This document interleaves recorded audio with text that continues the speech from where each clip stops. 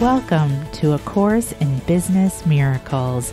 This is Heather Dominick, creator of businessmiracles.com and founder and leader of the highly sensitive entrepreneur movement. Join me today for some genuine practical assistance and a business-altering and life-changing experience, a business miracle. This is A Course in Business Miracles, episode number 98, HSE Feature with leadership community organizer and visual designer, Ennis Carter. Welcome to this Business Miracles HSE Feature episode. I am just so happy to be featuring Ennis Carter as a member of the Business Miracles community and as a successful, highly sensitive entrepreneur and leader. Ennis, along with being a valued member of the Business Miracles community, is a leadership community organizer and visual designer. She is the founding director of DFSI Social Impact Studios, based in Philadelphia, Pennsylvania. She began her career as a community organizer in New Jersey in the late 1980s, following her study of philosophy at New York University. After a decade in the nonprofit field, she started Social Impact in Philadelphia in 1996 as a social enterprise to engage people in issues and culture through the creative combination of communication and grassroots organizing. She specializes in movement building through community engagement, strategic action planning, creative design and messaging, and campaign management. Ennis is also a visual artist, the curator and author of Posters for the People, Art of the WPA, and was named one of the 50 Best Women in Business by Pennsylvania Governor Ed Rendell. Listen in as I talk with highly sensitive entrepreneur and leadership community organizer and visual designer Ennis Carter to hear how she joined the Business Miracles community and was feeling like she needed a next level of purpose. And now genuinely feels she has that restored sense of purpose, so much so that she is thriving through exceptional times and supporting her community to thrive through these times as well. Ennis is a deeply insightful, highly sensitive powerhouse of a leader, and I'm so happy to invite you into our conversation today.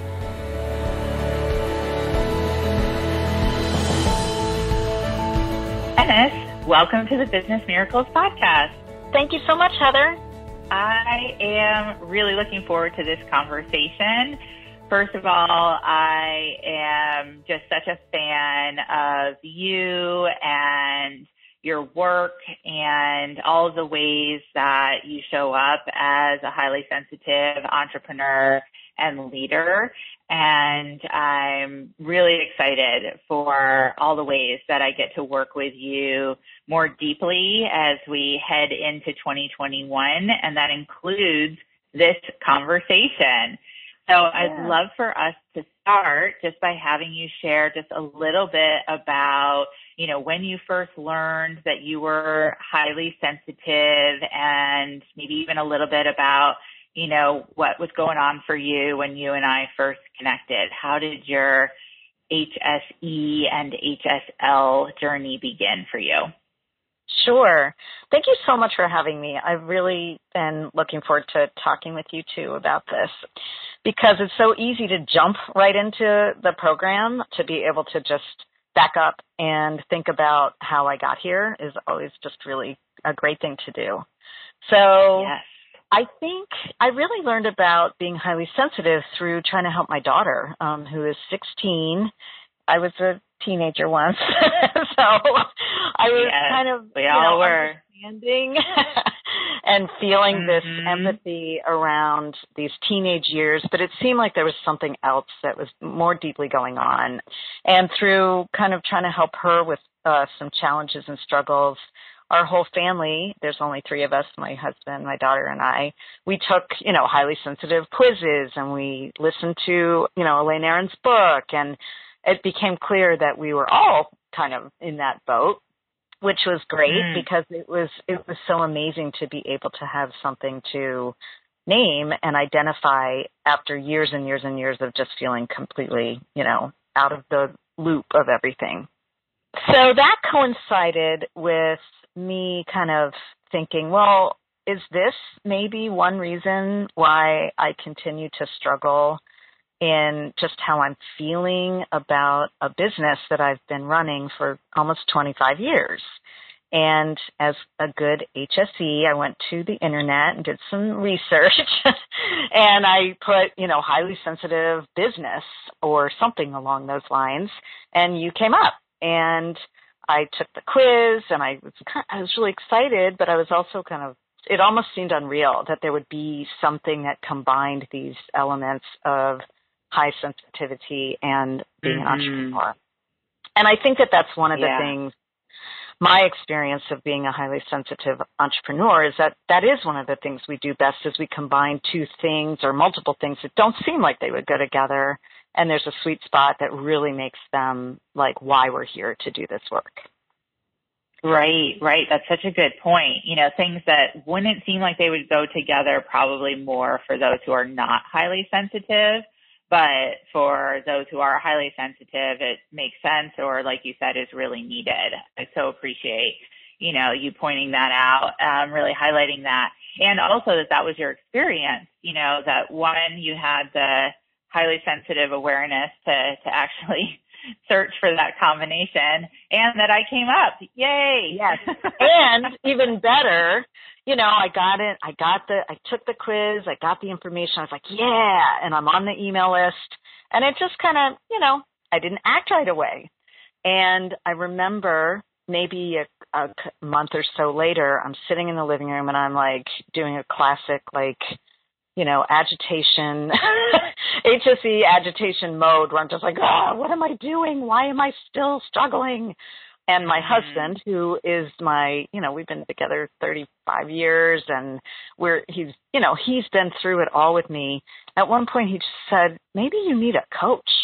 And I was like, I've tried that, all the things that we do.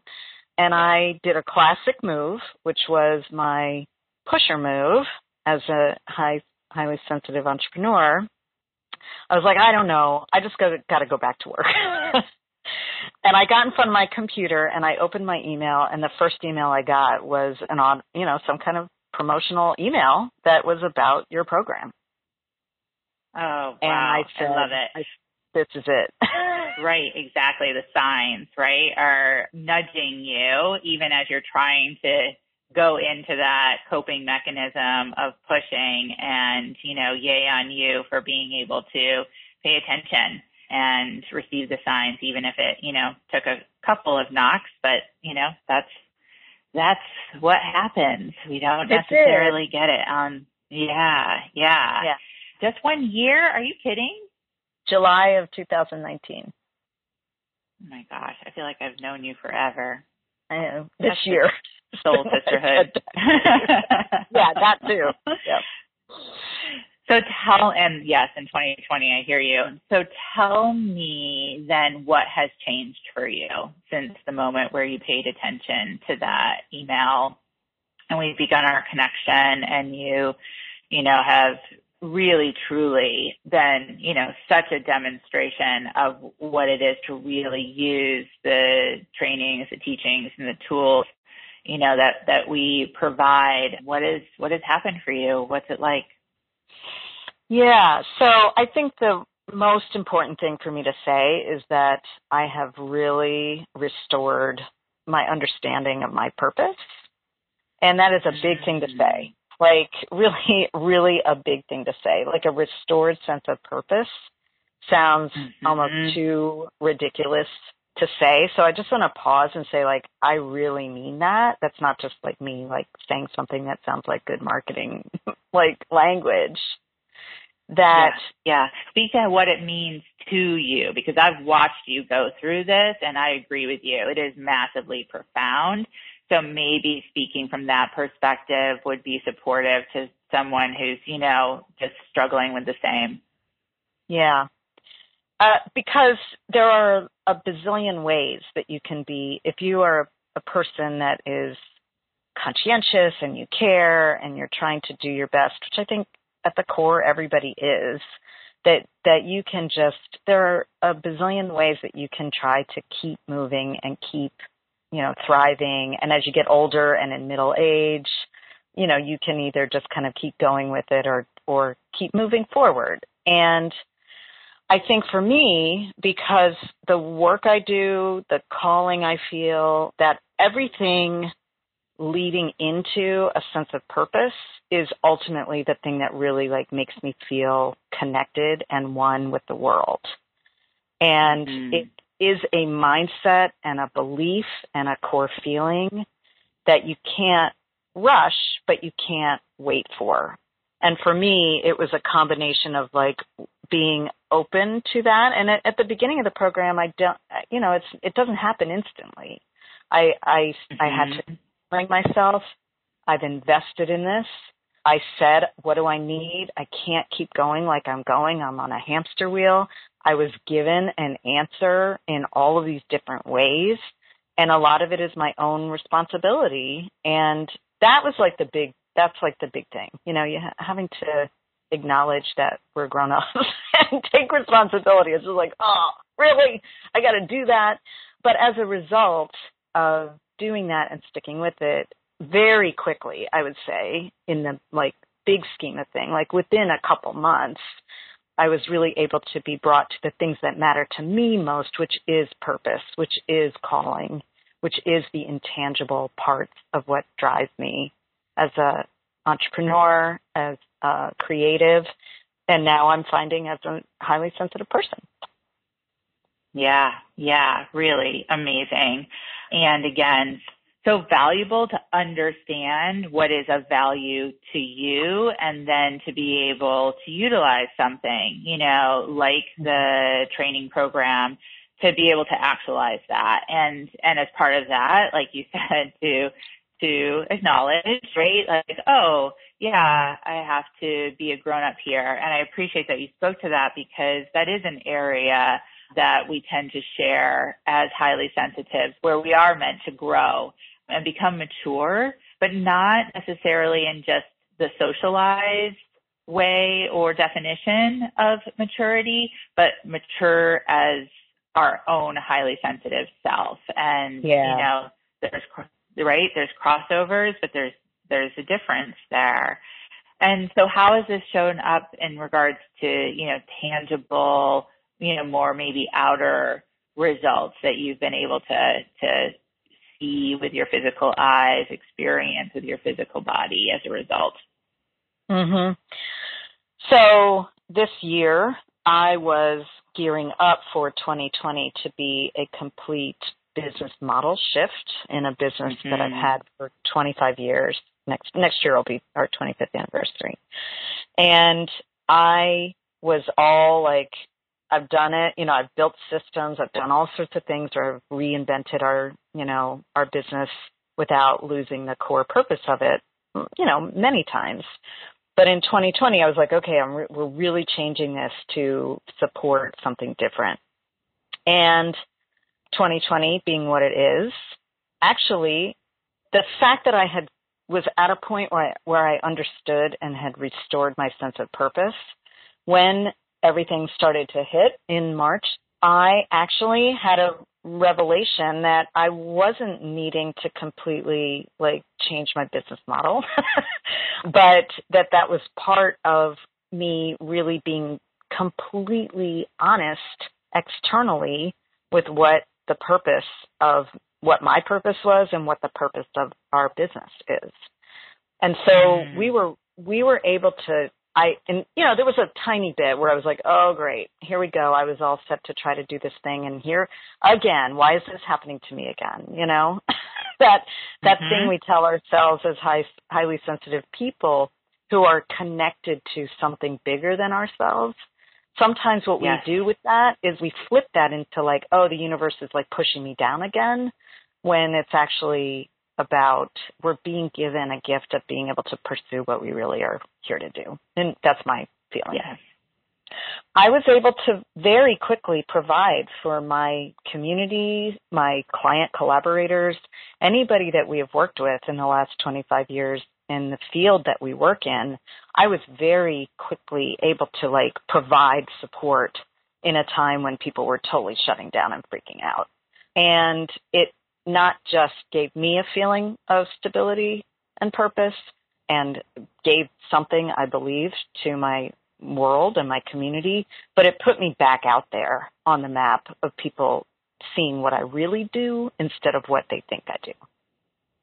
Yeah, wow. So how did that feel for you to, really be able to show up in that way and not necessarily succumb to so many of our highly sensitive shadows, overwhelm, overprotection, over responsibility, things that could shut us down, but, instead to be able to rise in resilience? What was that experience like for you personally? Yeah. So we talk about that distinction between the zone of excellence and the zone of genius. And the zone of genius is really this place where it's almost indescribable, right? It's like bliss, And one thing that you said to me on a very early call, some point when I was like, yeah, but the world's falling apart and we gotta save it. And you said to me, feeling more guilt has never actually saved the world. It never did, and going to. And I really appreciate that because in the field that I'm in, it can be very easy to be these martyr, guilt-ridden folks that are like, it's still not good enough. It's still not good enough. And, that's everything from that zone of excellence on down. But that zone of genius, when you're in your zone and you're in your purpose, you don't even, you almost don't even feel it. You don't think about it. You just do it. And it's like my health improved, everything improved. Amazing. Fine if you don't want to go here, but I know that, as part of your resilience through these exceptional times, you just engaged in this beautiful project on social media that was about these Phoenix Freedom prints. I don't know, would you want to talk about that for a little bit? Absolutely. Yeah, so this project is connected directly to, I'm going to back up a little bit because I think it's very deeply connected to and was revealed through being in the Business Miracles community and specifically at the fall training last year. So I am a visual artist in my work, and I'm not trained as an artist. It's just a way that I have always expressed myself. And it is what has led me to create my business that combines, arts, activism, and engagement. And I have been struggling for a long, long time with kind of not really knowing what that meant and where that fit in my life, and feeling that it was a trigger. It was something that I didn't understand was a trigger for me, that I didn't feel like I was a good enough artist or that I was being recognized as somebody that was an artist. And it was kind of deep, deep, deep down in there. And so I've always kind of done it, just because I'm called to do it.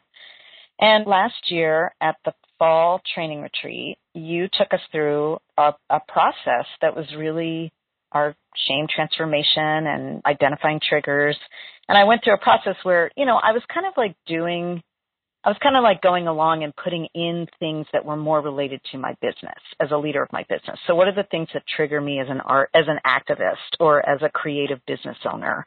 And I was kind of like, okay, I could work on this and I could work on that. And I know this about myself because I'm 55 years old and I've been doing this for a while. So I was kind of not quite, it wasn't the deep stuff, but I was like, yeah, okay, got to do the exercise. And I was going along with it. And then during one of the sharing moments, one of our fellow members got up and said something about this being a year of a phoenix and a transformation. And I had this complete bolt of lightning in my head that reminded me of an idea I had back in early 2016 that I wanted to make an image that was about freedom and where we were going in our country, and the idea of like democracy and freedom being twisted in a way that I felt was really detrimental to our soul as a nation. And my father was in the military. I have a long-standing like history with like government service, and also I am a huge like fan of the WPA, and I have a project that celebrates the posters. And I was like, we need to reimagine our American Eagle symbol, but as a phoenix. And I had started that in 2016, and I just put it away and didn't do anything with it. If you're noticing a theme here, putting things away until it's time to do them. And when she said that, I was like, oh my gosh, this is not about my business. This is not about me as a professional woman. This is all about me not being identified, not being like acknowledged as an artist for myself more than anything, but also in my world that I work in. I was like, oh my goodness. I was just like, wait, whoa, huh? And so I went through this process where I was like, well, how do I get acknowledged as an artist? And then any other leadership or business management kind of coaching program would have taught me to like, you know, use your power and like demand respect and like puff yourself up. Right? Yes. Like we've all been there, right? And what instead I got from you directly was like through osmosis first was like, no, Ennis, what you need to do is just make art. Like it was so simple. It was like, I'm going to get recognized as an artist. We'll just be an artist. And so I went down this whole road in that exercise. It became so easy to identify like, okay, what am I going to do? What could I do? What will I do? When am I going to do it? What am I going to commit to? And so we shared that at the fall training, and I stood up and I said, I'm going to work 15 minutes a day on my Freedom Phoenix. And who the heck would have known what that meant except you, Heather, said yes, with like this unbelievable, like it wasn't fake, it wasn't cheerleadery, it was like real. Yeah, so fast forward to the beginning, you know, so I go home and I'm like, yeah, Freedom Phoenix, yeah, 15 minutes a day. And I did. I started it, I pulled it out, I worked on it a little bit every day. I made myself do it. I stuck with it. But then 2020 happened, and my husband reinforced it when he's like, no, you really got to do that project. And it was something that I did by hand from start to finish. I did not use my trusty computer, which I normally do as a graphic designer, where I drew that Phoenix. And then my preferred mode of artistic expression is the block print. And so what I had never done before was I've done block prints in multiple colors, but what I had never done before, which I do attribute to also this program, is something called a reductive block print, where you carve away, you print and then you carve away, and you print and you carve away. So you can't actually keep the plates that you've made once you've printed them, because once you carve it, it's gone. And I used to hold all my, I used to make multiple plates and hold them because I might want to print it again and all of these things. And I was like, you know what? This is actually what I'm doing. This is actually what I'm trying to tell the world. Like, let's let go. Let's trust. Let's make something beautiful. Let's share it. And then let's do the next thing. So I documented the process by filming, doing time-lapse photography of this arduous process. I made a limited number of it ended up being 161 posters, but I pressed ink onto paper more than 2,000 times. And it took a long time. And it was every night, every day, something, like making these posters. And I documented it online because the point of it was to show that we can make things, we can move forward, we can let go, we can transmit hope and belief in love. And that's what I was trying to do. And so that's where it ended. So beautiful. And Such a beautiful journey and process. Thank you so much for sharing that with us, and also, such a beautiful outcome. What I love about the story that you just shared of your process, one, it definitely speaks to the power of our training retreat. It also speaks to the power of the highly sensitives and being in aligned community as we are in the Business Miracles community. But it also, to me, what I hear is like an overarching process of the tool that we use in Business Miracles, where we call it the Reins It process, right? Which is adapted from my work with Tara Brach. But like that recognition, right? The allowing, the inquiry, the nourishing, the surrender, like all of it. And it's so beautiful because it was this literally visceral, tangible experience, of that transformational tool. I think that's really cool. I don't know if you've ever made that connection before, but that's what I was hearing as I was listening to you. I haven't, but that is the number one tool that I use. I use all the tools in different ways, and I think that was the number one tool. I'm not using it as like all the time as I was in like the middle period. I was like, I'm freaking out. And then I was like, okay, wait a minute. We have a tool for this. And I use it when I'm trying to fall asleep. I use it, like that is definitely the thing that got me over the hump. So I think it's a really interesting interpretation of what I did and the process I went through to connect it to that. You're absolutely right. And I do also want to say that this process, it returned back to me like sevenfold. It was like I wasn't doing it for any other reason than it. And it brought me so much. It brought me back in contact with old friends. It brought old client collaborators back. It brought it just like all sorts of things that are actually, I don't want to make it just about like this frou-frou like art thing. It had a very specific ripple effect that has a direct impact on my like sustainable business. Yeah, that's so beautiful to hear, and to really make sure that you're emphasizing that connection, right? Because again, that demonstrates that act of non-attachment, which doesn't mean that we don't receive a return. Ironically, it can mean that we receive a return with so much more fulfillment. So I appreciate you emphasizing making contact with, personally, with professionally, I know income, and, that's so important to be able to see that and to say that. So it's gorgeous. Yeah. Gorgeous.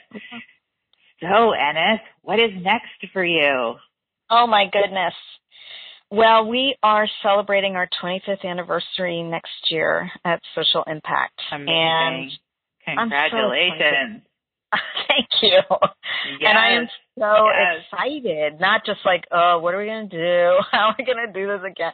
I'm just like, oh, here we go. So we're redoing our website. We're bringing it all back together. So just as a quick just to back up a little bit, that business model that I was trying to put into place at the beginning of 2020 was really a last ditch effort to like have a way that my business could still survive, that I had built without me having to like work that hard at it. And that was totally the wrong thing. Mm-hmm. That was totally the wrong way to think about it. But I was so desperate. I was like, okay, if we just do this and we just like make an automated thing, and then people will do it, and then we'll make the money we need to live. And that's not the reason. That's not the reason to do a business model shift. And that's not the reason to do a USS program, like have everything like codified. That's not codifying it into a system does not absolve you from like, nor should it, like from being this like totally psyched, excited leader of your business. And agreed. So I am so glad that I had that awareness. And this is what has come from, obviously 2020 has played a big part in that, but I think I probably would have gotten there regardless. I would have like continued to like feel the benefits of what we do to the point that it like gave me an aha moment. And you allow that freedom. You say that to us a lot, which I really appreciate, which is like, it may be a business, it may be a business model shift, but it may not be. And you need to listen to what your instinct and purpose is telling you. Yeah. So, the 25th anniversary is where we're bringing it kind of all back together. We're not putting things in silos. We're going to be more explicit about how everything we do is actually about removing barriers for inspired ideas to go into action. That's what we do. And everything is going to be focused on that. Yes, beautiful. Again, such a beautiful demonstration and example of how we work best as highly sensitives, right? You don't do the model just for the sake of doing the model. You don't follow the formula just for the sake of following the formula. Not that we don't use systems to support us in operations, but it has to be driven first through, where is my intuition guiding me? What is it that's motivating me, calling me forward? And this is it in action. And I'm just so excited for you. So what advice would you have for other highly sensitives, who are listening and they might be thinking or feeling like, oh yeah, that's great. Like Ennis was able to do that, but I don't know if I could really do that with my business or project or, purpose-driven idea. What would you have to say to them? Yeah, I would say the main thing is trust your inner voice. And you may have built so many, I'm trying to think of who said this on one of our meetings, but we may have built so much armor, up around us that we can't even hear that inner voice anymore. So it's easy to say, like, trust your inner voice if you're like, I don't know what it's saying. So if you don't feel like you know it, it's there, and it doesn't need that much. It needs like quiet. It needs like love and care and trust. And then once you hear it, like trust it, and then ask yourself not like whether or not, ask yourself how. Yes. Beautiful. So, my dear, where can listeners find out more about you and the just amazing work that continues to emerge from social impact? So right now, our website is socialimpactstudios.com. And I say right now because we're bringing it all back together, and it may be different in the future, but you'll always be able to find us there. Such a long website name, socialimpactstudios.com. And if you want to see the Freedom Phoenix, I'm grateful that you brought that up, you can go to enniscarter.com, which is really just like a collection of my work as an artist. Yes. So exciting. And that's new. That's like brand new as a result of that Freedom Phoenix project. Super cool. Even better. So beautiful. Amazing, Ennis. So incredible. And, in addition to everything else that we've already talked about, what's so exciting to me is that you're 25 years in, and yet you are your own phoenix rising, and you're on this beautiful precipice of so much that's so exciting and is about to be birthed and born in, a whole new way for you. That is my deep, deep sense and excitement for you. And I'm honored and thrilled to be a part of it. So thank you for being here today. You are so welcome. Yeah, thank you for making this space for us, because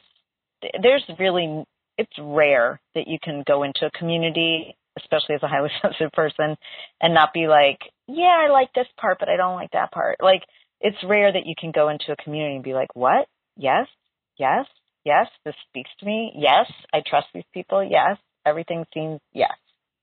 And you've made that space. So thank you.